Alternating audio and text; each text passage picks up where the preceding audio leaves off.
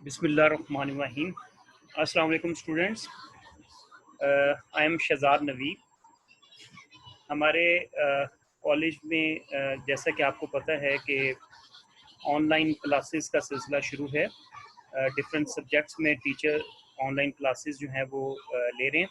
तो उसी सिलसिले में हम बायोलॉजी के हवाले से क्लास 9th और बायोलॉजी जो आपका सब्जेक्ट है उसकी ऑनलाइन क्लासेस लेंगे। तो अकॉर्डिंग टू सिलेबस ब्रेकअप आपका आज पहला लेक्चर मैं आपको ऑनलाइन लेक्चर डिलीवर कर रहा हूँ। हमारा पहला चैप्टर जो है उसका टाइटल है इंट्रोडक्शन टू बायोलॉजी। ठीक हो गया। तो हम बायोलॉजी क्लास 9th स्टार्ट करने जा रहे हैं। तो इसमें हम अपने जितने भी ऑनलाइन लेक्चर्स होंगे तो इसमें हम बायोलॉजी के हवाले से खासतौर पे कि जो आपके बुक्स के अंदर जैसे चैप्टर वाइज हैं। चैप्टर 1 जो है वो इंट्रोडक्शन टू बायोलॉजी है। फिर इसी तरह chapter 2 solving a biological problem, chapter 3 biodiversity, फिर चैप्टर 4 जो है वो cell and tissue, chapter 5 cell cycle, chapter 6 enzymes and chapter 7 bioenergetics. और इसी तरह चैप्टर 8 जो है वो न्यूट्रिशन और चैप्टर 9 ट्रांसपोर्ट पर मुश्तमिल होगा। तो ये ओवरऑल आपके इस पूरी बुक का जो है क्लास 9th की जो बायोलॉजी किताब है उसके चैप्टर्स के नेम है। तो इसमें सबसे पहले हम आज का जो पहला लेक्चर है वो चैप्टर 1 से शुरू करेंगे और इस चैप्टर का टाइटल है इंट्रोडक्शन टू बायोलॉजी। अच्छा, बायोलॉजी को डिस्कस करने से पहले, डिफाइन करने से पहले मैंने आपकी ये क्वेश्चन लिखा है कि व्हाट इज साइंस। बायोलॉजी को समझने से पहले हमें साइंस के बारे में जानना ज़रूरी है। साइंस क्या है? What is science?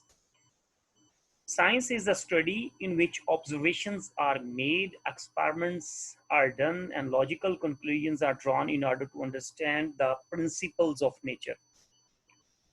यानी आपने अगर नेचर को पढ़ना है, नेचर के रूल्स को समझना है, अपने इर्द गिर्द की जो चीज़ें हैं उनको साइंटिफिकली स्टडी करना है, तो उसके लिए नेचर के बेसिक जो प्रिंसिपल्स हैं उसको समझने के लिए आपको ऑब्जर्वेशंस, एक्सपेरिमेंट्स और लॉजिकल कंक्लूजन से गुजरना होगा। तो जब आप इन सारी चीज़ों को सामने रखते हुए कोई भी चीज़ ड्रॉ करेंगे, कोई भी आप थ्योरी, लॉ या प्रिंसिपल एक्सप्लेन करेंगे, तो वो फिर साइंस के अंदर आ जाएगा। तो बेसिकली साइंस जो है that is the knowledge which through observations, experiments and logical conclusions. तो बायोलॉजी जो है क्योंकि साइंस की एक ब्रांच है, तो इसलिए हम देखते हैं कि शुरू में जब इस तरह साइंस को डिफरेंट ब्रांचेस के अंदर तकसीम नहीं किया गया था। यानी ये मेरा क्वेश्चन मैंने लिखा हुआ है, why the scientific knowledge was classified into different branches. यानी शुरू में अर्ली पुराने टाइम पे साइंटिस्ट जो हैं वो नेचर में किसी भी चीज़ को जब स्टडी करते थे तो उसको वो साइंस, एक अम्ब्रेला, बड़ी अम्ब्रेला नॉलेज का जो है वो साइंस था, तो उसके अंदर सारी चीज़ों को डिस्कस कर रहे होते थे। कोई समझ लें कि सितारों को स्टडी कर रहा होता है, कोई चांद को स्टडी कर रहा होता है, कोई प्लांट्स को स्टडी कर रहा होता है, कोई एनिमल्स को स्टडी कर रहा होता है, कोई लाइट को स्टडी कर रहा होता है, लाइट के करैक्टरिस्टिक्स को देख रहा होता है। तो इस तरीके से मुख्तलिफ चीज़ों को स्टडी किया जा रहा होता है। फिर आहिस्ता आहिस्ता जैसे वक्त गुजरा तो ये जितनी भी साइंटिफिक इंफॉर्मेशंस हैं जो कि इंक्लूडेड अंडर वन है, जिसको साइंस, जो मेन अम्ब्रेला है साइंस, उसके नीचे ये जितनी भी सारी इंफॉर्मेशंस हैं, that passage of time scientific information increased many folds and his enormous scientific knowledge was then classified into different branches. तो वो ऐसा ऐसा लोगों का नॉलेज में इजाफा होता गया। तो उसके बाद फिर साइंस को डिफरेंट ब्रांचेस के अंदर क्लासिफाइड करना शुरू कर दिया गया। तो उसके बाद फिर स्पेसिफिक एरिया ऑफ स्टडीज़, उसकी बुनियाद पे साइंस को डिफरेंट ब्रांचेस के अंदर तकसीम कर दिया गया। जैसा कि आप अपने 9th क्लास के अंदर पढ़ते हैं, जैसे बायोलॉजी है साइंस की एक ब्रांच, फिज़िक्स है, केमिस्ट्री है, मैथमेटिक्स है, ठीक है, एस्ट्रोनॉमी है, इकोनॉमिक्स है, ये these are all the branches of science. अच्छा, अब इसमें एक बहुत खूबसूरत बात कही थी डॉक्टर अब्दुल सलाम। आपको पता है कि हमारे फर्स्ट पाकिस्तानी साइंटिस्ट हैं जिनको नोबेल प्राइज़ मिला था। तो इन्होंने कहा था कि according to Abdul Salam, scientific knowledge is the common heritage of Mankind. ठीक है, विरासत है ये इंसान की, और ये चला आ रहा है सिलसिला। जैसे जैसे हम साइंटिफिक दौर में जा रहे हैं, जैसे जैसे हमारे नॉलेज में इजाफा होता जा रहा है, तो हमें चीज़ों को समझने की सलाहियत हमें उसमें इजाफा होता जा रहा है। ठीक है, तो अब साइंस को मेन ऊपर अम्ब्रेला है साइंस, जिसमें हम नेचर को, नेचर के प्रिंसिपल्स को, रूल्स को हम स्टडी करते हैं through observations, experiments and logical conclusions. तो उसको अब हमने डिफरेंट ब्रांचेस के अंदर तकसीम कर दिया गया।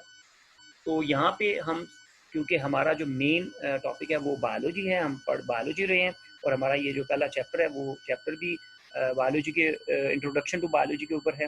तो इसमें अब हम सबसे पहले देखते हैं what is biology and describe the major divisions of biology. ये बायोलॉजी क्या है, बायोलॉजी की जो मेजर ब्रांचेस हैं, डिवीजन्स हैं, उसको किस ब्रांचेस के अंदर आप डिवाइड कर देते हैं। तो बायोलॉजी जो है, the scientific study of life is called biology. यानी आप किसी भी जानदार को, लिविंग ऑर्गेनिज्म को, जब आप साइंटिफिक उसकी स्टडी करेंगे तो उसको हम इस पूरी स्टडी को हम बायोलॉजी कह देते हैं। अब ये जो बायोलॉजी वर्ड है, ये एक ग्रीक जुबान का लफ्ज़ है, ग्रीक वर्ड है, और ये दो नाम, बायो और लॉगस, इससे मिलकर बना है। तो BIOS mean life and logos means thought और रीजनिंग। ठीक है, यानी लाइफ के बारे में रीजनिंग करना, सोचना, क्वेश्चन आंसर करना, लाइफ के रेलिवेंट जितने भी उसके एसोसिएटेड सारी चीज़ें हैं, उन सबको साइंटिफिकली स्टडी करना। What we study in biology, ये एक बहुत इंपॉर्टेंट क्वेश्चन है कि बायोलॉजी के अंदर हम क्या स्टडी करते हैं। Study of biology helps us in studying the structure, function and related aspects of living organisms. जैसा कि ऊपर हमने पढ़ा कि बायोलॉजी जो है that is the scientific study of life.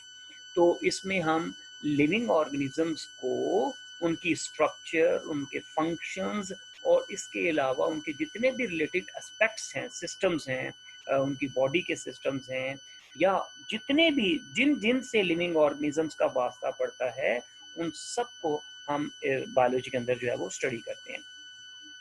और बायोलॉजी जो है वो हमें जब हम इन लिविंग ऑर्गेनिजम्स को स्टडी कर रहे होते हैं, चाहे वो प्लांट्स हों, एनिमल्स हों, माइक्रो ऑर्गेनिजम्स हों, किसी भी इकसाम के लिविंग ऑर्गेनिजम्स हों, तो बेसिकली ये सारी इंफॉर्मेशन जो है, ये इससे फिर हम अपने जो ह्यूमन प्रॉब्लम्स हैं regarding health, food, environmental issues, इनको भी सॉल्व करने में हमें मदद मिलती है।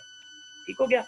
अब जैसा कि हमने बताया, पढ़ा कि जानदार जो हैं वो एक इकसाम के तो नहीं होते। हम अपने इर्द गिर्द देखते हैं तो हमें मुख्तलिफ इकसाम के जानदार नज़र आते हैं। ठीक है, वो उनका आपस में एक दूसरे से फ़र्क होता है, उनकी स्ट्रक्चर वाइज वो एक दूसरे से मुख्तलिफ होते हैं, फंक्शन वाइज एक दूसरे से मुख्तलिफ होते हैं, उनके वो डिफरेंट एस्पेक्ट्स के लिहाज से एक दूसरे से मुख्तलिफ होते हैं। जैसे हम अपने इर्द गिर्द देखते हैं तो हमें बहुत सारे एनिमल्स भी नज़र आते हैं, हमारी सराउंडिंग के अंदर हमें प्लांट्स भी नज़र आ रहे होते हैं, कुछ ऐसे ऑर्गेनिजम्स भी हैं जो नज़र नहीं आते लेकिन वो बिल्कुल मौजूद हैं, जिन्हें माइक्रो ऑर्गेनिजम्स भी कहते हैं। तो लिहाजा on the basis of different variation or classification of the organisms, we divide the biology into major three divisions. तो सबसे पहले जो बायोलॉजी की डिवीजन है उसको हम कहते हैं zoology। ठीक है, zoology, the division of biology deals with the study of animals। zoology zoo से निकला है, तो zoo आपको पता है एनिमल्स जहाँ पे उनको कहते हैं। तो बायोलॉजी जो है, zoology जो है, इसमें हम साइंटिफिक स्टडी ऑफ एनिमल्स करते हैं। इसी तरह बायोलॉजी की एक और ब्रांच है जिसे हम कहते हैं बॉटनी। बॉटनी जो है, the division of biology that deals with the study of plants. तो प्लांट्स की जो साइंटिफिक स्टडी है उसको हम बॉटनी कहते हैं। इसी तरह बायोलॉजी की एक और डिवीजन है जिसे हम कहते हैं microbiology. The division of biology deals with the study of micro organisms. ठीक है ना। तो जैसे कि मैंने अभी आपको बताया ना कि कुछ ऑर्गेनिजम्स ऐसे भी हैं जो मौजूद हैं लेकिन नज़र नहीं आते क्योंकि वो बहुत छोटे होते हैं, दे आर वेरी स्मॉल। तो वो हमारी आंख से, नेकेड आई से हम उसको नहीं देख सकते, उनको देखने के लिए हम माइक्रोस्कोप यूज़ करते हैं। तो जो ऐसे छोटे ऑर्गेनिजम्स की जो साइंटिफिक स्टडी है उसको हम माइक्रोबायोलॉजी कहते हैं, जैसे वायरसेस, बैक्टीरिया एक्सेट्रा। तो these are the three major divisions of biology: zoology, scientific study of animals; botany, scientific study of plants; and microbiology, the scientific study of microorganisms. अच्छा जी, इसके बाद हम आगे डिविजन्स के बाद हम देखते हैं डिफरेंट ब्रांचेस ऑफ बायोलॉजी। ठीक है, ऊपर हमने पढ़ा कि हम लिविंग ऑर्गेनिजम्स को डिफरेंट एस्पेक्ट से स्टडी करते हैं, हम उनकी स्ट्रक्चर को स्टडी करते हैं बायोलॉजी के अंदर, हम उनके फंक्शंस देखते हैं। ठीक है ना। इसी तरीके से और डिफरेंट एस्पेक्ट्स के लिहाज से हम लिविंग ऑर्गेनिजम्स को स्टडी करते हैं। तो लिहाजा in order to study all the aspects of life, major divisions of biology are further divided into different branches. तो उन सारे एस्पेक्ट्स को स्टडी करने के लिए, अपनी कन्वीनियंस के लिए, आसानी के लिए, हम बायोलॉजी को आगे मजीद डिफरेंट ब्रांचेस के अंदर तकसीम कर देते हैं ताकि हर ब्रांच के अंदर हम उस स्पेसिफिक स्टडी को जो है वो कर सकें। जैसे बायोलॉजी की जो मेजर डिविजन्स हैं उसमें से चंद इम्पॉर्टेंट जो डिविजन्स हैं उसमें नंबर 1 पे है morphology. Morphology, this is the branch of biology in which we deal the form and structure of living organisms. यानी मॉर्फोलॉजी के अंदर हम जानदारों की एग्जाम और उनकी स्ट्रक्चर वो स्टडी करते हैं। इसी तरह दूसरी जो ब्रांच है, सेकंड जो ब्रांच है डिवीजन इसकी, that is anatomy. Anatomy. Anatomy is the branch of biology in which we study the internal structure of living organism is called anatomy. तो anatomy के अंदर हम living organisms की जो internal structure होती है, तो उसकी body के अंदर क्या क्या चीज़ें हैं, कैसे कैसे function कर रही हैं, internal parts, internal structure की जो study है इसको हम anatomy कहते हैं। इसी तरह बायोलॉजी की एक और इम्पॉर्टेंट ब्रांच है जिसे हम कहते हैं histology. Histology, microscopic study of tissues is called biology. जैसा कि आपको पता है कि जितने भी लिविंग ऑर्गेनिजम्स होते हैं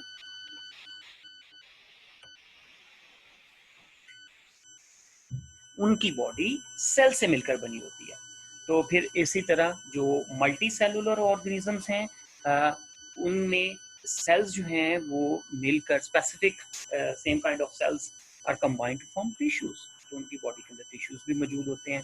फिर इस तरह ये लेवल ऑफ ऑर्गेनाइजेशन के अंदर हम तफसील के साथ पढ़ेंगे। तो फिर टिश्यूज से आगे फिर ऑर्गन्स बनते हैं, ऑर्गन से फिर सिस्टम बनते हैं और सिस्टम कंबाइन करके एक पूरा ऑर्गेनिज्म बना देते हैं।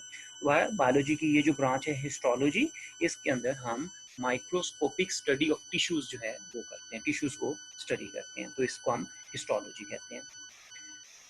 देन बायोलॉजी की एक और बहुत ही इंपॉर्टेंट ब्रांच है सेल बायोलॉजी। जैसे अभी हम हिस्टोलॉजी को डिस्कस कर रहे थे तो उसमें हमने सेल का लफ्ज यूज किया था। तो जितने भी लिविंग ऑर्गेनिजम्स हैं बेसिकली उनकी बॉडी स्ट्रक्चर सेल से बनी होती है। तो study of structure and function of the cells and cell organelles is called cell biology. यानी हम किसी भी चीज़ को जानदार कहेंगे तो उसके लिए हमें एक क्राइटेरिया फॉलो करना पड़ेगा ना कि ये जानदार है और ये बेजान है। तो जानदार जो ऑर्गेनिज्म, जिसे हम ऑर्गेनिजम्स कहते हैं, जो जानदार होते हैं उनकी जो सबसे पहला जो बेसिक क्राइटेरिया जो मीट करना होता है, उनकी बॉडी सेल से बनी होती है, सेल पर मुश्तमिल होती है। ठीक है। तो फिर सेल जो हैं वो ऑर्गेनिज्म एक सेल पर भी मुश्तमिल हो सकते हैं जिन्हें हम यूनिसेलुलर ऑर्गेनिज्म कहते हैं, और ऑर्गेनिजम्स जो हैं एक से ज़्यादा सेल पर भी मुश्तमिल होते हैं जिन्हें हम मल्टी सेलुलर ऑर्गेनिजम्स कहते हैं। राइट। तो सेल के अंदर फिर डिफरेंट छोटे छोटे ऑर्गेनेल्स भी होते हैं जो कि मुख्तलिफ किस्म के फंक्शंस करते हैं, जैसे माइटोकॉन्ड्रिया, न्यूक्लियस, एंडोप्लाज्मिक रेटिकुलम। ये सारे नाम आप लोगों ने सुने होंगे, आगे हम पढ़ेंगे भी अपनी सेल बायोलॉजी वाले चैप्टर के अंदर।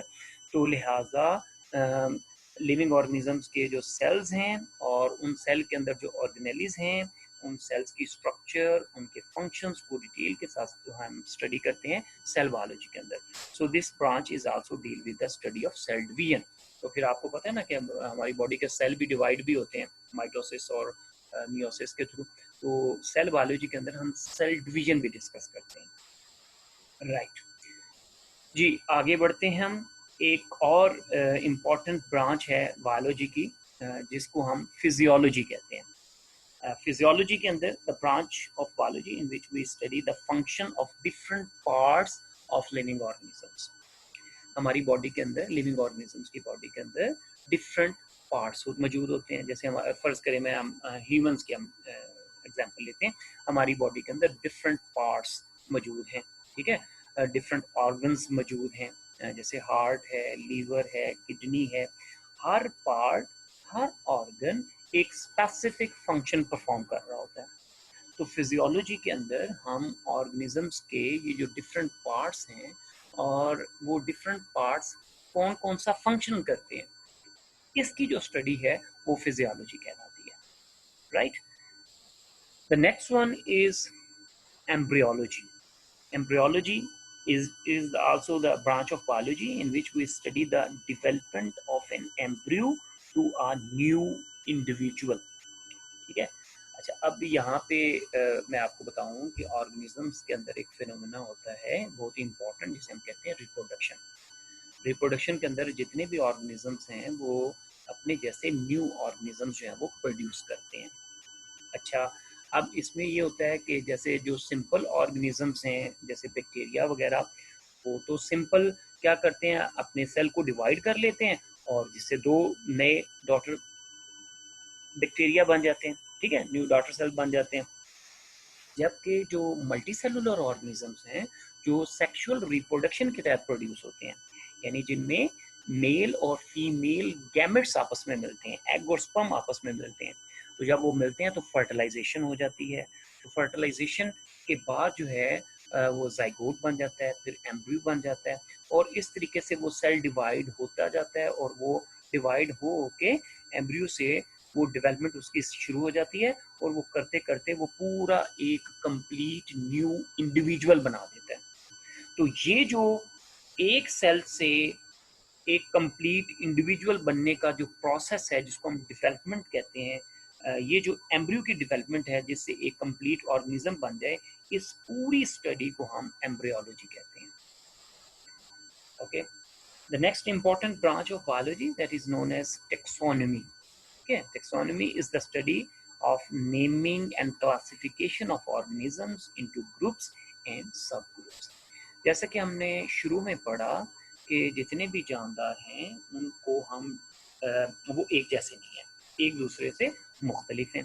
तो लिहाजा उनको स्टडी करने के लिए उन ऑर्गेनिजम्स को हम डिफरेंट ग्रुप्स के अंदर तकसीम कर देते हैं, उनकी क्लासिफिकेशन कर देते हैं। जैसे आपको पता है कि 5 बड़े किंगडम्स हैं जिसके अंदर हम ये जितने भी ऑर्गेनिज्म हैं उनको प्लेस करते हैं। फिर उसके बाद नीचे सब ग्रुप्स हैं, फाइलम, किंगडम है, फिर फाइलम है, फिर नीचे आप जाते जाएंगे तो आपको सब ग्रुप्स मिलेंगे। तो इन ऑर्गेनिजम्स, जब ऑर्गेनिजम्स को on the basis of their similar और डिफरेंट कैरेक्टरिस्टिक्स जब हम डिफरेंट ग्रुप्स के अंदर प्लेस कर देते हैं, जिसको हम क्लासिफिकेशन कहते हैं, और साथ में फिर उन ऑर्गेनिजम्स को हम साइंटिफिक नेम दे देते हैं, ठीक है ना। तो जैसे मिसाल के तौर पर हम ह्यूमंस है ना, इंसान, तो हमारे लोकल नेम तो मुख्तलिफ हो सकते हैं, अली, अहमद एक्सेट्रा, तो लेकिन हमारा जो साइंटिफिक नेम है वो होमोसेपियन है, ठीक है। तो टेक्सोनमी जो ब्रांच है बायोलॉजी की, इसके अंदर हम लिविंग ऑर्गेनिजम्स को उनका साइंटिफिक नेम देते हैं और साथ में उनको उनके कैरेक्टरिस्टिक्स की वजह बुनियाद पे हम डिफरेंट ग्रुप्स के अंदर प्लेस कर देते हैं, जिसको हम क्लासिफिकेशन कहते हैं। तो लिहाजा टेक्सोनमी के अंदर हम ऑर्गेनिजम्स की क्लासिफिकेशन करते हैं और साथ में उनको डिफरेंट साइंटिफिक नेम से देते हैं। So this is about the taxonomy. The next important branch of biology is known as genetics. The study of genes and their role in inheritance is called genetics. ठीक है बच्चों, तो genetics जो है इसके अंदर हम जीन्स की स्टडी करते हैं, ठीक है ना। तो ये जेनेटिक्स वाले चैप्टर में आगे हम पढ़ेंगे डिटेल के साथ कि जीन्स क्या होते हैं, कहाँ पे मौजूद होते हैं। बेसिकली डीएनए के अंदर मौजूद होते हैं, डीएनए क्रोमोसोम्स में मौजूद होता है, क्रोमोसोम्स हमारे न्यूक्लियस के अंदर होता है, न्यूक्लियस सेल के अंदर मौजूद होता है। तो ये जितने भी जो हमारे इनहेरिटेड करैक्टरिस्टिक्स हैं, यानी इनहेरिटेड करैक्टरिस्टिक्स कौन से होते हैं, ऐसी खसूसियात जो माँ बाप से बच्चों में मुंतकिल होती हैं, ठीक है। जैसे हमारी बहुत सारी चीज़ें अपने पेरेंट्स से मैच कर रही होती है, हमारी शक्ल सूरत मैच कर रही होती है, बाज़ का हमारा ब्लड ग्रुप भी मैच कर रहा होता है, तो बहुत सारी हैबिट्स भी मैच कर रही होती हैं, तो हम रिजेंबल करते हैं अपने पेरेंट्स के साथ। तो इसी तरह अगर आप किसी एनिमल्स में देखें तो कैट, उसके बच्चे आप देखेंगे तो वो बिल्कुल उसी कैट के साथ उसकी रिजेंबलेंस होगी। तो ये जो रिजेंबलेंस है ये सारी मौजूद होती है जीन्स के अंदर, तो ये माँ बाप से ऑफस्प्रिंग के अंदर मुंतकिल होती है। तो इन जीन्स का जो रोल है इस इनहेरिटेंस के अंदर, इसकी जो स्टडी है इसको हम जेनेटिक्स कहते हैं। Inheritance means the transmission of characteristics from one generation to another. तो इनहेरिटेंस के अंदर, ये इनहेरिटेंस जो है ये भी एक पूरी एक नॉलेज है जिसके अंदर हम ट्रांसमिशन ऑफ करैक्टरिस्टिक्स यानी खुसूसियात मुंतकिल होती हैं from one generation to another generation, और इस पूरी चीज़ को हम स्टडी को हम जेनेटिक्स कहते हैं। Then the next one is paleontology, that is the study of fossils which are remains of extinct organism। तो paleontology जो है इसमें हम उन organisms को स्टडी करते हैं जो ख़त्म हो चुके हैं, fossils जिसे हम कहते हैं, जो आज से लाखों करोड़ों साल पहले इस ज़मीन पे मौजूद थे। बहुत सारी वजूहत की वजह से वो फिर आहिस्ता आहिस्ता करके ख़त्म हो गए, और कोई भी ऐसी स्पीशी जो है वो अब इस ज़मीन के ऊपर मौजूद ना हो, जिन्हें हम फॉसिल्स कहते हैं, और इनकी जो स्टडी है वो हम प्लेंटोलॉजी कहलाते हैं, जैसे डायनासोर्स वगैरह की study. So the next important branch of biology is known as environmental biology. Environmental biology को हम इकोलॉजी, इसको एक दूसरा नाम जो है हम इकोलॉजी भी कहते हैं, that deals with the study of interaction between the organisms and their environment. आपको पता है कि डिफरेंट काइंड ऑफ इन्वायरमेंट्स मौजूद होते हैं, और हर इन्वायरमेंट के अंदर, स्पेसिफिक इन्वायरमेंट के अंदर स्पेसिफिक ऑर्गेनिजम्स मौजूद होते हैं। तो वो स्पेसिफिक इन्वायरमेंट के अंदर मखसूस किस्म के जानदार इसलिए रह रहे होते हैं कि उन जानदारों को जिंदा रहने के लिए जितनी भी बेसिक चीज़ों की ज़रूरत होती है वो सारी वो उस इन्वायरमेंट से हासिल करते हैं। तो चाहे वो बायोटिक कंपोनेंट्स हों या एबायोटिक कंपोनेंट्स हों, तो ऑर्गेनिजम्स का अपने इन्वायरमेंट के साथ जो एक रिलेशनशिप है, इसकी ओवरऑल जो स्टडी है इसको हम इन्वायरमेंटल बायोलॉजी कहते हैं, इसको इकोलॉजी भी कहा जाता है। ओके जी, फिर बायोलॉजी की एक बहुत ही इंपॉर्टेंट और लेटेस्ट ब्रांच है जिसको हम बायोटेक्नोलॉजी कहते हैं, ठीक है। Biotechnology that deals with the practical application of living organisms to make substances for the welfare of mankind।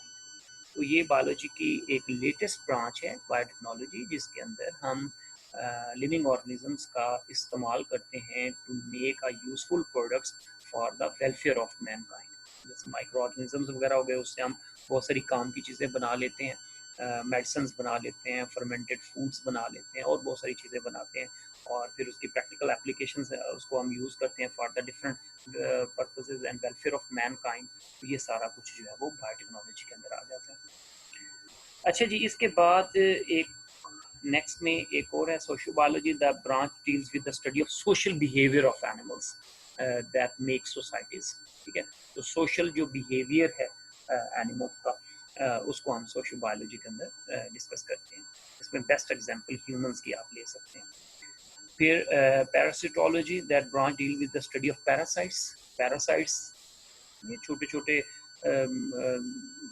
कह लेंगे इंसेक्ट्स होते हैं जो कि किसी भी दूसरे जानदार को डैमेज करते हैं, नुकसान पहुंचाते हैं, ठीक है, तो इसको हम पैरासाइट्स कहते हैं। तो पैरासाइट्स की जो स्टडी है that is known as parasitology.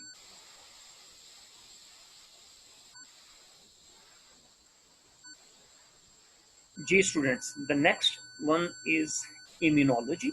It is the study of immune system of animals which defend the body against invading microbes।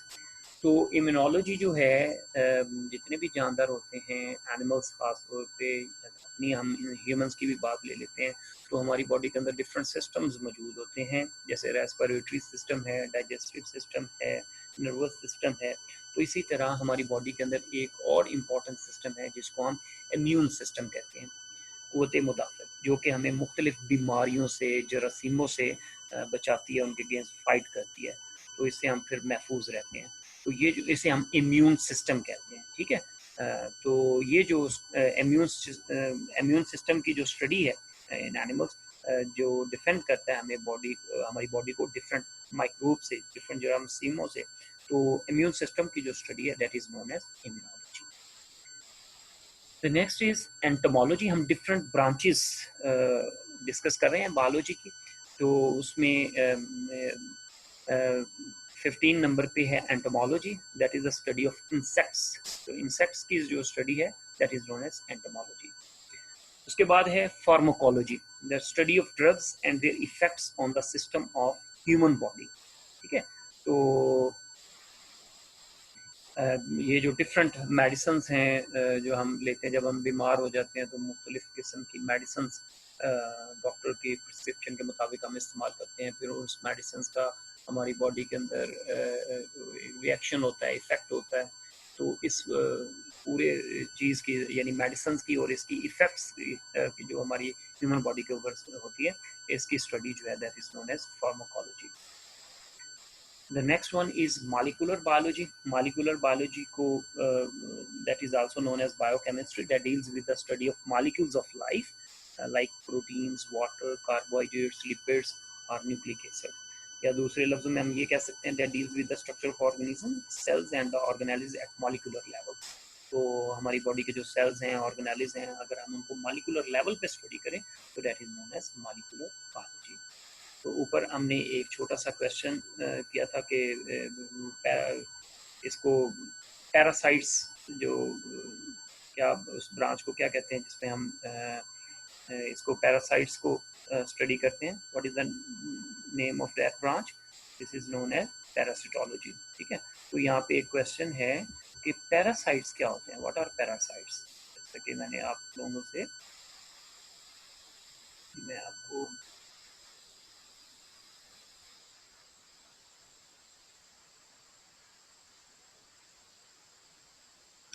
okay, what are parasites? Parasites are the organisms that take food and shelter from living host and in return harm them.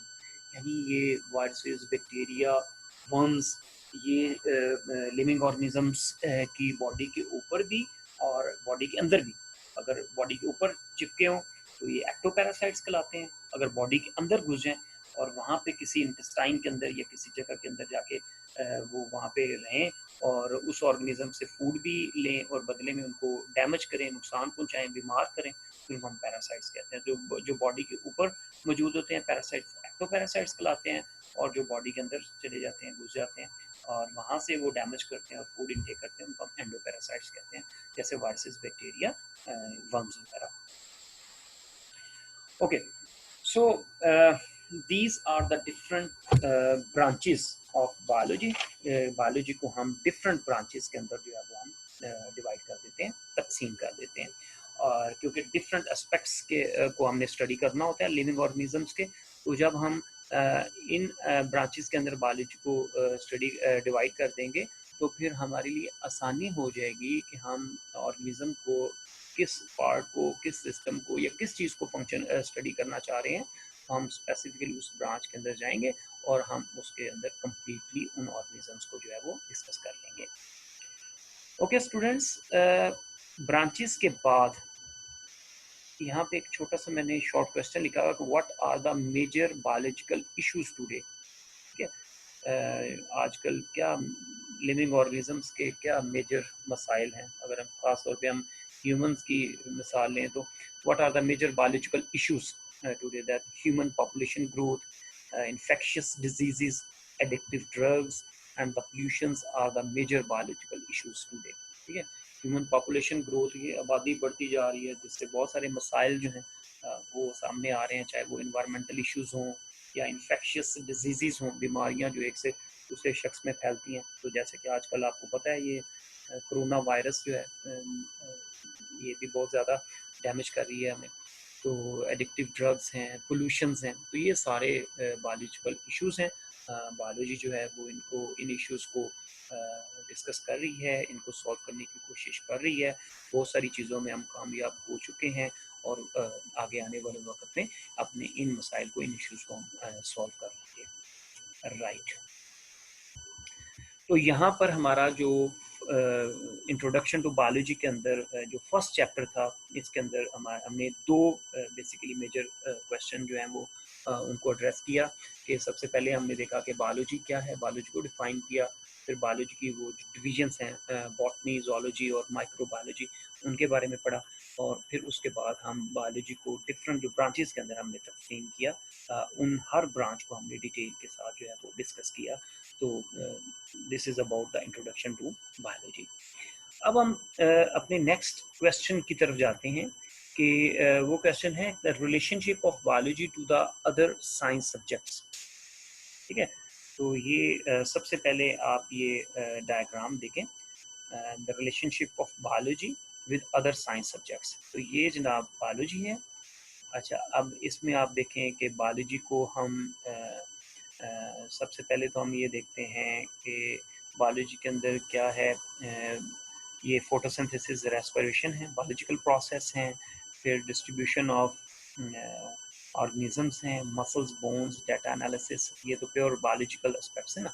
अब इनका हम देखें कि इनको हम आगे इन aspects को जब हम स्टडी करेंगे तो फिर हमें बायोलॉजी के बाकी जो ब्रांचेस हैं उनको इसके साथ को रिलेट करना पड़ेगा। जैसे बायोकेमिस्ट्री है, बायो इकोनॉमिक्स हैं, बायोमेट्री है, डाटा एनालिसिस अगर हम कर रहे हैं तो बायोमेट्री को हम देखेंगे, मसल्स, बोन्स को डिस्कस कर रहे हैं तो इसके अंदर हम फिर बायोफिजिक्स आ जाएगी हमारी। ठीक है, मसल्स की मूवमेंट और ये सारा बोन्स की जो मूवमेंट है सारा। अगर हम डिस्ट्रीब्यूशन ऑर्गेनिजम्स की देख रहे हैं तो बायोजियोग्राफी आ जाएगा इसके अंदर। तो इसी तरह फिर हम बायोलॉजी को इकोनॉमिक्स के साथ भी कोरिलेट कर सकते हैं, बायोलॉजी को मैथमेटिक्स के साथ भी हम इसका रिलेशनशिप देख सकते हैं, बायोलॉजी को फिजिक्स के साथ भी इसका रिलेशनशिप देखा जा सकता है। तो बेसिकली जब साइंस के बहुत सारे सब्जेक्ट्स आपस में इंटरलिंक्ड हो जाएं तो इनको हम इंटर रिलेशनशिप कहते हैं। तो इंटर रिलेशनशिप जो है among the different branches of science can not be denied. तो इससे कोई क्योंकि बेसिकली इनका वजूद तो एक ही है ना। शुरू में हमने क्या पढ़ा था कि ऊपर है साइंस एक अम्ब्रेला और उसके नीचे फिर ये डिफरेंट ब्रांचेज जो है वो निकली हैं। तो बेसिकली बेस एक है। तो जब ये हम इनको डिटेल के साथ स्टडी करते हैं तो जाके ये मर्ज हो जाते हैं, तो एक दूसरे के साथ लिंक कर जाते हैं। तो ये जो इंटर रिलेशनशिप है डिफरेंट ब्रांचेस का, साइंस की ब्रांचेस का, इसको कोई भी डिनाई नहीं कर सकता। Biological information relate to other branches of science as well. तो इस तरह बायोलॉजिकल जो इन्फॉर्मेशन हैं इसको हम साइंस के जो बाकी ब्रांचेस हैं उसके साथ रिलेट कर सकते हैं। मिसाल के तौर पर जब हम एनिमल्स के अंदर मूवमेंट का जो प्रोसेस है जब हम इसको स्टडी कर रहे होते हैं तो biologist have to refer the law of motion in physics. यानी जब हम देखते हैं कि भाई इंसान चलता कैसे है, टाइगर भागता कैसे है, ठीक है, एनिमल्स की जो मूवमेंट हम डिस्कस करते हैं। तो जब हम बच्चों को मूवमेंट समझा रहे होते हैं तो साथ में हमें फिजिक्स के अंदर जो लॉ ऑफ मोशंस हैं, एक्शन रिएक्शन होता है, तो वो सारा इसके साथ को रिलेट हो जाएगा। So this form the basis of interdisciplinary sciences. तो हम देखते हैं कि बायोलॉजी को हम स्पेसिफिकली किस किस सब्जेक्ट के साथ कोरिलेट कर सकते हैं। ठीक है, जैसे बायोलॉजी को हम फिजिक्स के साथ मिलाएं तो बायोफिजिक्स बन जाता है। It deals with the study of the principle of physics which are applicable to the biological phenomena. यानी बायोफिजिक्स के अंदर हम जो बेसिक प्रिंसिपल्स हैं फिजिक्स के उसको हम बायोलॉजिकल फिनोमेना के अंदर अप्लाई करते हैं। जैसे अभी हम डिस्कस कर रहे थे कि लिविंग ऑर्गेनिजम्स की जो मूवमेंट है इसको अगर हम इसके फिजिक्स के जो प्रिंसिपल लॉ ऑफ मोशन इसके ऊपर अप्लाई करेंगे जानवरों की मूवमेंट को तो ये बायोफिजिक्स बन जाएगा। मिसाल के तौर पर similarity between the working principle of liver in physics and limbs of animals in biology. इस तरह लीवर भारी चीज़ों को हम फिजिक्स के अंदर पढ़ते हैं कि आसानी से उठा सकते हैं। हमारी ये जो बोन्स हैं, लिम्स हैं, ये बिल्कुल उसी लीवर के प्रिंसिपल के थ्रू जो है वो काम कर रही हैं। बेसिक एक है दोनों का। इसी तरह बायोलॉजी को हम केमिस्ट्री के साथ भी इसको लिंक कर सकते हैं तो बायोकेमिस्ट्री बन जाता है। तो बायोकेमिस्ट्री के अंदर हम the study of chemistry of different chemical compounds and process occurring in living organisms. तो हमारी लिविंग ऑर्गेनिजम्स की बॉडी के अंदर डिफरेंट बायोकेमिकल रिएक्शंस हो रहे होते हैं, डिफरेंट कंपाउंड्स जो है केमिकल कंपाउंड्स वो मौजूद होते हैं। तो उनकी स्टडी जो है that is known as biochemistry. That is the basic हमारा जो रिएक्शन है, जैसे बायोकेमिकल रिएक्शन है, जैसे मेटाबॉलिज्म है, फोटोसिंथेसिस प्लांट के अंदर है, एंड रेस्पिरेशन है, involves the knowledge of chemistry. तो इसमें बिल्कुल ये सारे रिएक्शंस इन्वॉल्व होते हैं, तो ये बेसिकली केमिस्ट्री से आते हैं। तो बायोलॉजी को केमिस्ट्री के साथ लिंक करके हम बायोकेमिस्ट्री जो है वो बना देते हैं। अच्छा स्टूडेंट्स, इसी तरह बायोलॉजी को मैथमेटिक्स के साथ भी कोरिलेट किया जा सकता है, जिसको हम बायो मैथमेटिक्स या बायोमेट्री कहते हैं, that deal with the study of using mathematical techniques and tools in biological work। तो जैसे मैं आपको एग्जांपल देता हूँ कि हम बायोलॉजी के अंदर जब कोई एक्सपेरिमेंट्स करते हैं और जब अपने रिजल्ट्स को कंक्लूड करते हैं, जब हम उनका एनालिसिस करते हैं, तो स्टैटिस्टिकल एनालिसिस और उसके उन रिजल्ट्स को, उन डाटा को जब हम अरेंज करते हैं, तो उसके अंदर हम फिर बहुत सारे मैथमेटिक्स रूल्स जो हैं या मैथमेटिक्स टेक्निक्स जो हैं उनको हम अप्लाई करते हैं। तो इस तरीके से ही फिर बायोलॉजी के अंदर अगर हम मैथमेटिक्स टेक्निक्स इस्तेमाल करें तो that is known as bio mathematics. Okay जी, एक और इम्पॉर्टेंट इंटरडिसिप्लिनरी साइंसेस के अंदर चीज़ आ जाती है biogeography, that deals with the study of occurrence and distribution of different species of living organisms in different geographical regions of the world। तो इसके अंदर हम देखते हैं कि हमारी जो ज़मीन है वो उसकी जियोग्राफिकल कंडीशन जो है वो डिफरेंट है। कहीं पे पहाड़ हैं, कहीं मैदानी इलाके हैं, कहीं पे डेजर्ट है, कहीं पे समंदर है। तो हर रीजन के अंदर specific different kind of living organism रह रहे होते हैं। तो जब हम इनको डिफरेंट रीजन वाइज इनको स्टडी करते हैं ऑर्गेनिजम्स को, तो that is known as biogeography. Application biogeography की क्या है, that apply the knowledge of characteristics of particular geographical region to determine the characteristics of living organisms found there। तो जब हम किसी एक खास रीजन को स्टडी कर रहे होंगे तो वहाँ पे रहने वाले जो जानदार हैं उनके बेसिक जो करैक्टरिस्टिक्स हैं वो उनको भी समझने में हमें मदद मिलेगी, ठीक है ना। तो फिर हमें पता चलेगा कि ये ऑर्गेनिज्म इस स्पेसिफिक रीजन में किस स्पेसिफिक जियोग्राफिकल कंडीशंस के अंदर किस तरीके से रह रहे हैं। जैसे फिश है वो पानी के अंदर क्यों रह रही है, इसी तरह स्नेक, लेजर्ड्स और कैमल्स वगैरह ये डेजर्ट के अंदर किस तरीके से रह लेते हैं, एक्सेट्रा एक्सेट्रा। Okay जी, the next one is bioeconomics that deals with the study of organisms from economical point of view। तो जैसे मिसाल के तौर पर एक फार्मर है तो वो वीट ग्रो करता है, गंदम लगाता है, तो वो एक बॉटनिस्ट उस वक्त होता है, उसका सीड लगाता है, फिर उसकी वो पूरी केयर करता है, उसको पानी वानी देता है, उसको फर्टिलाइज़र देता है और सारी चीज़ें करके उसको फिर बड़ा करता है। तो वो एक बॉटनिस्ट होता है, अपने पौधे का केयर करता है, फिर उसको जब वो सीड तैयार हो जाता है, वीट बन जाता है, तो उसको लेके वो मार्केट में आता है, तो वहाँ पे फिर वो प्रॉफिट और ये सारी चीज़ों को कैलकुलेट करता है, ठीक है ना। तो वैल्यू और प्रॉफिट जो है इसको अगर हम बायोलॉजिकल टर्म के अंदर यूज़ करें तो that is known as bioeconomics. Okay, तो हमारा जो पहला लेक्चर है इसको मैं यहाँ तक रखूँगा। ये जो ऑनलाइन लेक्चर्स हमारे चल रहे हैं तो उसके अंदर हमने बायोलॉजी का भी शुरू कर दिया है। तो क्लास 9th की जो बायोलॉजी है इसका जो ऑनलाइन हमारा लेक्चर है, फर्स्ट लेक्चर जो है वो आज मुकम्मल हो गया, जिसके अंदर हमने पहला चैप्टर अपना इंट्रोडक्शन टू बायोलॉजी इसको इस यहाँ से स्टार्ट किया और यहाँ पे हमने आज जो है वो बेसिकली 2 क्वेश्चंस उनको डिटेल के साथ पढ़ा, जिसमें हमने एक तो बायोलॉजी की डेफिनेशन और उसकी ब्रांचेस उनको तफसील के साथ देखा, और दूसरा हमने relationship of biology to other sciences ये हमने डिस्कस किया। तो आज का हमारा लेक्चर यहाँ तक रहेगा। नेक्स्ट लेक्चर के अंदर हम briefly describe the career in biology. Biology पढ़ने के बाद आप किस किस शोबे के अंदर जा सकते हैं, कि कौन कौन सा कैरियर अडॉप्ट कर सकते हैं, इसको हम अपने नेक्स्ट लेक्चर में देखेंगे। Thank you so much students, take care, अल्लाह हाफिज़।